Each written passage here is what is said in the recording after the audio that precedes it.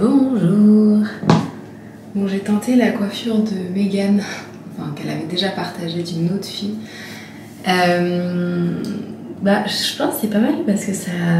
Je sais faire les tresses collées sur la tête, mais ça tient pas très bien. Là, c'est sûr que ça va tenir parce qu'il y a 1 million d'élastiques. Je pense que par contre, ça va être ultra relou à enlever. Mais franchement, je trouve que c'est pas mal. Par contre, j'ai fait n'importe quoi derrière. Mais j'ai la flemme de tout enlever. Ma raie, elle est pas droite. Voilà. Donc je reprends aujourd'hui.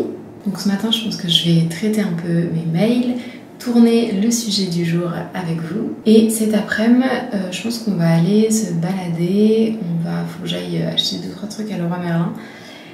Et voilà. Là, je vise le minimum. Et si je peux faire des trucs en plus, ça sera cool. L'avez-vous remarqué? Les notions qui nous parlent au cœur sont souvent les plus difficiles à définir, comme le dit le psychanalyste Moussa Nabati. Le bonheur par exemple, la liberté, l'amour, ou encore la confiance en soi. Intuitivement, nous savons à quoi ça ressemble, quelque chose comme de l'aisance, de l'assurance. Nous la reconnaissons lorsque nous l'éprouvons, mieux encore lorsque nous en manquons. Nous font à leur défaut cette joyeuse curiosité pour la journée à venir, cette liberté intérieure qui nous autorise à exprimer nos goûts et nos points de vue, à choisir et à refuser, à former des projets et à les réaliser. C'est l'extrait d'un article sur psychologie.com. Et en fait, je vous lis cet extrait parce que j'ai lu le livre de Moussa Nabati, enfin un de ses livres, qui s'appelle Le bonheur d'être soi. Et il est très intéressant. Et aujourd'hui, je voulais parler de ce livre et de cet extrait pour aborder justement ce sujet de la confiance en soi. Je sais pas trop comment vous définissez, vous de votre côté, la confiance en soi, quand on vous demande c'est quoi d'avoir confiance en soi, mais je trouve qu'il exprime assez bien quand il dit que c'est très difficile à définir et que en gros on sait à quoi ça ressemble, on ressent quand quelqu'un a confiance en lui et qui parle, on ressent aussi quand nous, on a confiance en nous ou quand nous, on n'a pas confiance en nous. Et ça rejoint un petit peu ce que je disais hier dans ma vidéo, quand j'insistais sur le fait que le but ici, c'est de ressentir, de savoir quel ressenti vous avez parce que c'est la seule chose qui compte. Parce que peu importe comment objectivement les autres vous voient, peu importe ce que vous faites, ce que vous réalisez dans votre vie, si vous ne ressentez pas cette confiance en vous, c'est ça qui va compter. Et en fait, je dis ça parce que je sais que moi, j'ai longtemps cherché à avoir plus confiance en moi, mais donc j'avais le ressenti que je n'avais pas confiance en moi, mais j'étais persuadée que en faisant de plus en plus de choses, en me convainquant que ça allait le faire, que j'allais y arriver, j'allais avoir plus confiance en moi, et surtout que plus j'allais me challenger, plus j'allais faire des choses, par exemple, plus j'allais parler en public, plus j'allais réaliser des choses que je ne me croyais pas capable de faire, plus j'allais me dire, en fait, regarde, objectivement, t'as fait ça. Donc c'est que tu peux le faire, donc c'est que tu peux avoir confiance en toi, il n'y a pas de raison valable pour que tu n'aies pas confiance en toi. Et d'ailleurs, perdre du poids, maintenant que j'y pense, je l'ai fait exactement pour avoir davantage confiance en moi. Pour me conformer aux normes de la société et justement ne pas avoir à assumer d'être différente de ce que la société veut voir, parce que justement je n'avais pas confiance en moi et j'étais persuadée que si enfin mon physique correspondait aux critères de la société, j'allais avoir confiance en moi parce que j'allais réussir à accomplir plus de choses, parce que les gens allaient me considérer davantage, mais en réalité tout ce que je faisais c'était accumuler des preuves extérieures de confiance en soi sans jamais que ça change quelque chose dans mon ressenti intérieur. Et à un autre endroit dans l'article, il dit « Sans doute avançons-nous plus confiants lorsque la fortune nous sourit. Ah, si j'étais riche, si j'étais plus mince, si j'avais plus de temps, ça irait mieux. » Peut-être, cependant, explique Moussa Nabati, la confiance en soi, ce n'est pas un problème de papier peint, mais de fondation. Et là encore, je pense qu'on le sait, c'est-à-dire que c'est une phrase qu'on a souvent entendue, je pense. Mais ici, j'aimerais vraiment vous encourager à vous concentrer justement sur ce ressenti pour que vous en soyez persuadé. Parce que ce qui est difficile, je trouve, c'est que on a beau savoir que la confiance en soi, c'est un ressenti. Je veux dire, voilà, soit je ressens que j'ai confiance en moi, soit je le ressens pas. C'est pas parce que je fais quelque chose que ça veut dire que j'ai confiance en moi, c'est pas parce que je fais une conférence que j'ai confiance en moi, même si on peut se dire, si t'arrives à parler devant des centaines de personnes, a priori c'est que t'as confiance en toi. Mais vous savez. Et le danger, entre guillemets, c'est que si on n'est pas persuadé de ça, on va sans cesse continuer à aller chercher des preuves extérieures de notre confiance en soi, ou en tout cas on va sans cesse aller chercher des manières d'agrandir, je veux dire, de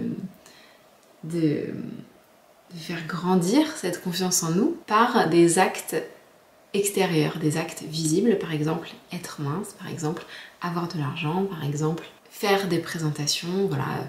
Et même si ça rend les choses plus faciles dans la société, ça change pas vraiment ce sentiment qu'on ressent. Et donc bien souvent le résultat c'est que cette sensation agréable de confiance ou de vie facilité, elle ne dure qu'un temps et en plus de ça, elle est dépendante de ces actions extérieures. C'est-à-dire que si je fais une présentation devant des centaines de personnes, je vais me dire « Waouh, mais en fait, j'ai confiance en moi, je suis capable de faire ça, je suis forte. » Et donc ça va me donner de l'énergie. Mais si pendant, je sais pas, 6 mois, je fais pas de séminaire devant plein de personnes, est-ce que je vais encore ressentir cette énergie? Est-ce que je vais encore avoir cette sensation que j'ai confiance en moi? Que je suis vivante et que je suis assez en tant qu'être humain? Non, ça va être dépendant de ces actions extérieures. Et c'est la même chose quand on veut perdre du poids. On a l'impression quand on perd du poids qu'on est plus confiante, mais en réalité cette confiance, elle dépend entièrement de l'apparence de notre corps. C'est pour ça qu'aujourd'hui, je voulais insister sur le fait que finalement, le seul critère d'évaluation de si vous avez confiance en vous, c'est votre ressenti personnel. Et c'est ce ressenti qui doit, selon moi, vous guider pour savoir si les choses que vous mettez en place font grandir cette confiance en vous, ou est-ce que c'est juste un shot de ouais, j'ai réussi à le faire, je suis assez. Et donc souvent quand j'entends parler par exemple de personnes qui disent non mais aujourd'hui je me sens pas alignée avec moi-même quand je suis grosse et moi mon identité c'est d'être mince et donc pour être alignée avec moi-même j'ai besoin d'être mince. Ça veut dire qu'aujourd'hui on ne serait pas nous-mêmes dans un corps gros et ça veut dire qu'on pense qu'en changeant les apparences, qu'en travaillant sur quelque chose d'extérieur à notre ressenti personnel, cette sensation d'être soi-même va venir, va exister. Mais être soi, c'est une sensation interne que n'importe quel événement externe ne va pas changer. Et en fait, ça voudrait dire qu'être soi, c'est dépendant de choses extérieures, comme son apparence, que tant qu'on n'a pas ce corps mince, on ne peut pas être soi. Mais est-ce que on pourrait être autre chose que soi aujourd'hui? En fait, si on n'est pas soi aujourd'hui, qu'est-ce qu'on est? Alors, on peut avoir la sensation de ne pas être soi. On peut avoir la sensation de ne pas être aligné avec soi-même. Mais croire que c'est en accomplissant quelque chose d'extérieur ou c'est en changeant notre extérieur, notre apparence, qu'on va enfin se sentir soi alors que être soi c'est un ressenti à l'intérieur de nous-mêmes, ça n'a pas de sens et c'est dangereux j'ai envie de dire parce qu'en fait on rentre à ce moment-là dans une quête qui est infinie, qui n'aboutira jamais parce que peu importe ce qu'on met en place à l'extérieur ne viendra pas changer notre intérieur.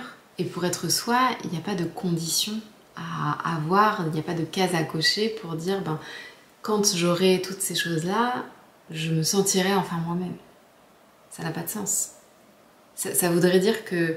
je trouve que cette réflexion, elle nous fait prendre un peu du recul sur notre statut d'être humain. Parce qu'on a tendance à voir l'être humain comme un ensemble de choses extérieures, à voir son physique, à voir, voilà, à voir son apparence, à voir qu'est-ce qu'il accomplit, qu'est-ce qu'il dit, qu'est-ce qu'il fait.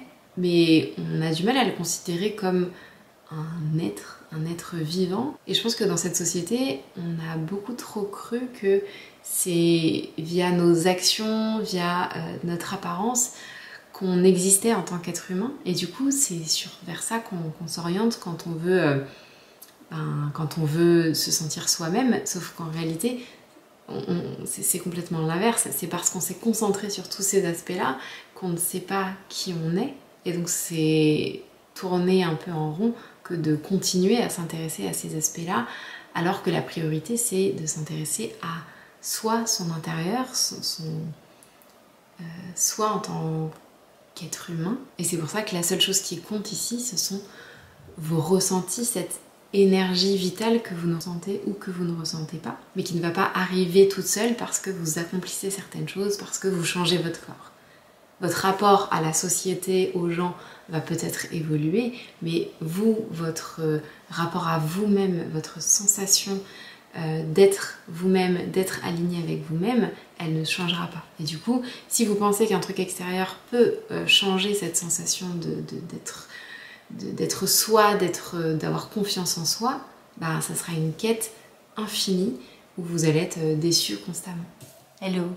J'étais en train de faire le montage et je me rends compte que j'ai abordé qu'une seule partie de ce que je voulais aborder. En fait, là, j'ai beaucoup parlé du fait que on compte sur les éléments extérieurs, sur nos accomplissements extérieurs pour avoir confiance en soi. Donc en fait, on a l'espoir que l'extérieur colore notre intérieur, que tout ce que nous accomplissons nous donne confiance en soi. Et souvent, ce qu'on fait, c'est qu'on regarde les personnes qui dégagent cette confiance en soi et on va essayer d'imiter ce qu'elles font. Mais d'imiter ce qu'elles font à l'extérieur, ce qu'elles accomplissent, comment elles font les choses. Et c'est là où on va trouver tous les tips un peu de comment avoir de l'assurance, comment parler en public, où on va avoir voilà, plein de conseils qu'on va essayer de s'appliquer à soi en se disant que ça va nous donner une contenance. Et oui, ça va nous donner une contenance sur le moment, mais est-ce que ça va nous donner une constance sur le long terme et peu importe la situation? Je ne crois pas. Et c'est là où la partie manquante est essentielle, c'est qu'en réalité, c'est l'intérieur qui colore l'extérieur. C'est la confiance que vous avez en vous ou pas qui va irradier et qui va colorer toutes les expériences que vous allez vivre. Typiquement, ces personnes que vous voyez réussir tel ou tel truc, oui, elles vont peut-être appliquer des conseils pour avoir un peu plus d'assurance, mais en réalité, ce qui se voit, c'est la confiance qu'elles ont en elles et qui irradie de l'extérieur. Et donc, pour une même expérience, par exemple, donner une conférence, une personne qui a confiance en elle, elle va avoir besoin un peu d'énergie, un peu de conseils très concrets pour avoir davantage d'assurance, pour savoir comment se placer sur scène, tout ça. Mais l'énergie que ça va lui demander, ça va être rien du tout par rapport à une personne qui n'a pas confiance en elle et à qui ça va demander une énergie folle d'oser aller sur scène, d'oser parler et avoir l'espoir de dégager quelque chose qui soit aussi inspirant que l'autre personne. Et attention, je dis pas que les conseils de dev perso ou de productivité, les conseils de voilà, être à l'aise à l'oral ne servent pas du tout, c'est très utile. Mais c'est pas ces conseils qui vont vous permettre de vous sentir à l'aise et vous-même et assez, c'est pas ces conseils qui vont vous aider à vous sentir vous-même et complètement légitime dans n'importe quelle situation. Parce que dans la vie, vous allez faire face à des situations que vous n'aurez pas l'occasion de préparer en avance. Et quand on n'a pas confiance en soi, ces situations, elles sont très déstabilisantes. Et c'est dans ces moments-là, en général, qu'on perd complètement nos moyens. Là où une personne qui a confiance en elle, en fait, peu importe l'apparence qu'elle a, peu importe les habits qu'elle porte, peu importe les personnes qui sont autour d'elle, même si les personnes ne sont pas du tout du même milieu qu'elle, par exemple, elle ne va pas rabaisser sa valeur en tant que personne parce que sa confiance en elle, et ça revient du coup à la question initiale de cette vidéo, qu'est-ce que la confiance en soi?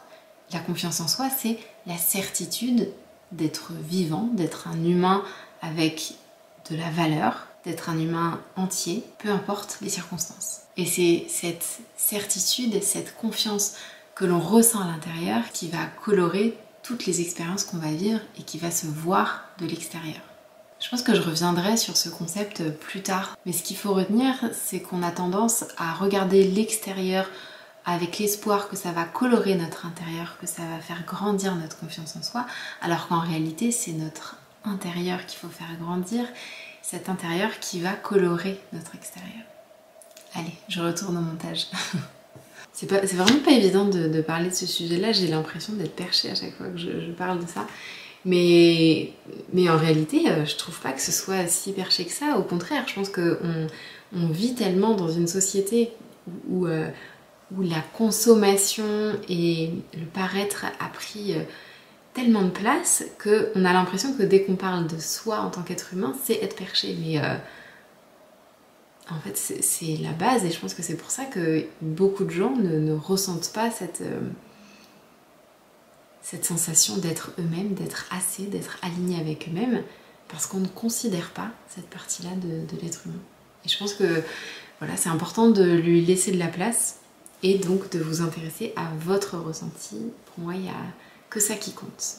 Voilà, je sais pas si ça vous parle, c'est vraiment pas évident d'en parler, mais j'ai confiance dans le fait que ça s'améliorera de jour en jour. En tout cas, n'hésitez pas à me partager vous, quels sont vos ressentis et où est-ce qu'en est votre réflexion par rapport à tout ça. En tout cas, je suis trop contente de continuer à parler de ce sujet-là encore les prochains jours. Je vais m'arrêter là pour aujourd'hui, je pense, parce que c'est déjà complexe à exprimer, alors à entendre, je pense que ça l'est tout autant, voire plus. Là, j'entends que mon bébé n'arrive pas du tout à faire la sieste, donc je pense qu'on va aller se balader. Je vais commander mes trucs sur le Roi Merlin, là. Je sais même pas si les magasins sont ouverts. Je vais faire un click and collect, comme ça je serai sûre. J'ai rien de passionnant à acheter, hein, que des trucs pour la maison. Mais ouais, en plus il fait beau, donc on va faire une petite balade.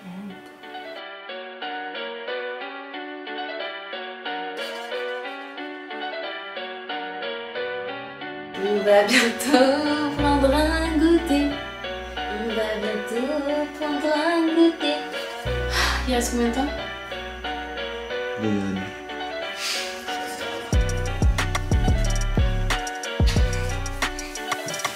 Quick, quick, quick. Quick, quick, quick. Attention, attention, décollage imminent.